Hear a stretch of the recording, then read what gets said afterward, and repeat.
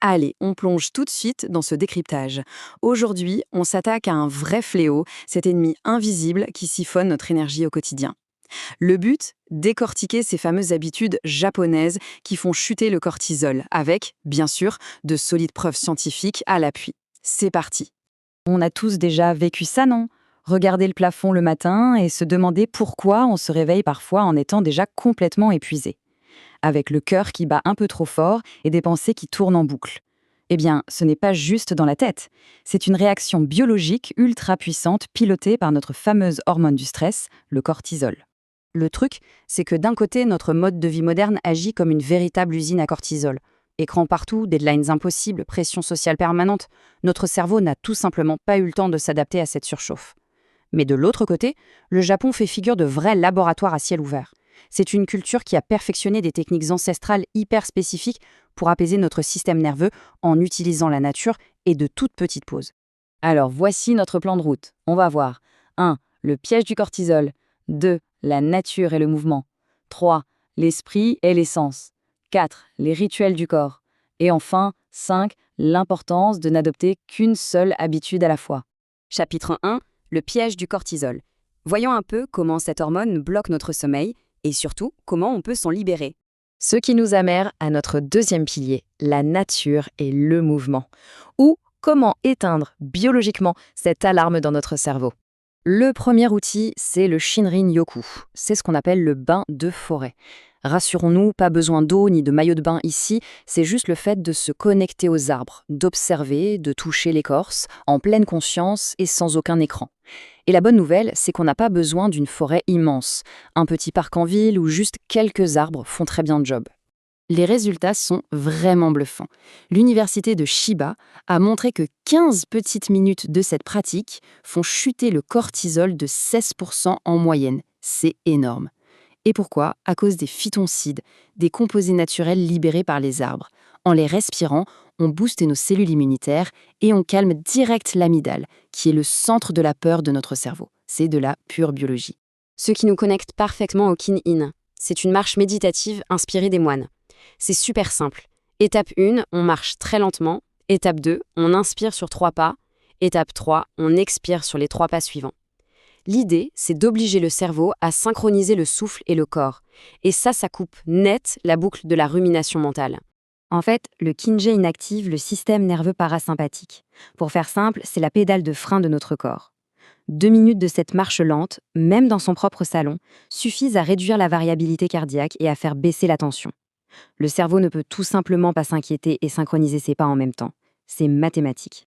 Passons au troisième pilier, l'esprit et l'essence. C'est fou de voir comment de tout petits changements d'état d'esprit modifient carrément notre chimie interne. On a sûrement déjà entendu parler de l'ikigai, n'est-ce pas? C'est notre petite raison d'être au quotidien. Oublions les missions de vie écrasantes.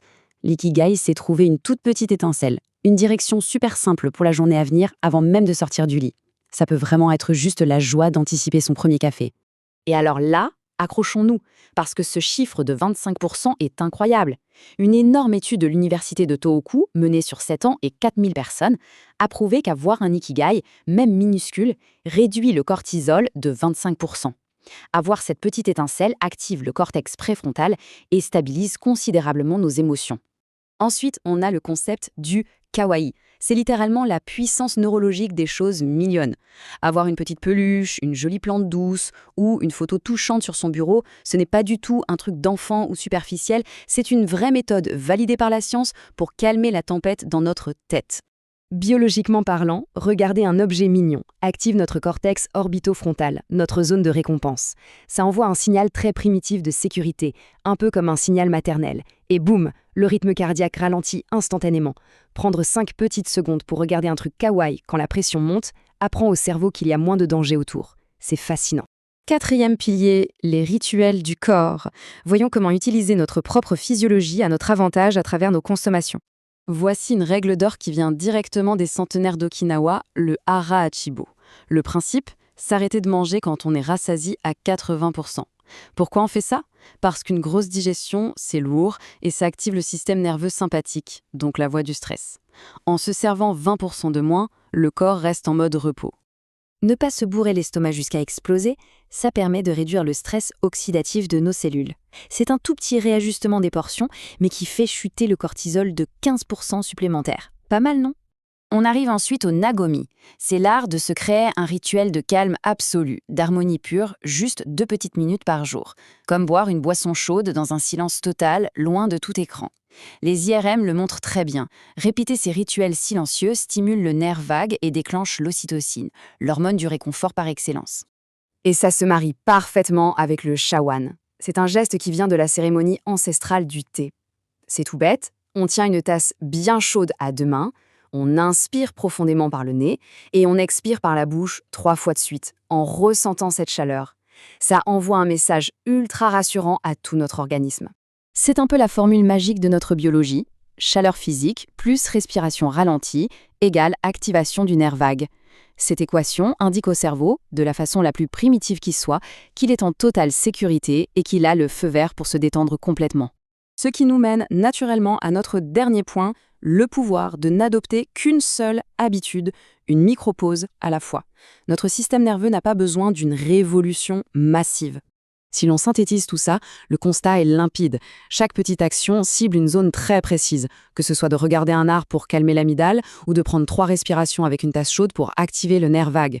Tout est prouvé et surtout, c'est super facile à mettre en place sans effort colossal. La vie ne sera jamais sans stress, mais on peut apprendre à ne plus le laisser s'installer. Quelle belle philosophie, n'est-ce pas? L'idée, ce n'est pas d'ajouter encore plus de contraintes à nos journées, mais plutôt de fonctionner par soustraction. On apprend à protéger notre cerveau pour empêcher le stress de s'incruster dans la durée. Alors on termine ce décryptage avec une question essentielle. Parmi toutes ces habitudes japonaises qui font chuter le cortisol, laquelle va-t-on essayer d'intégrer dès demain?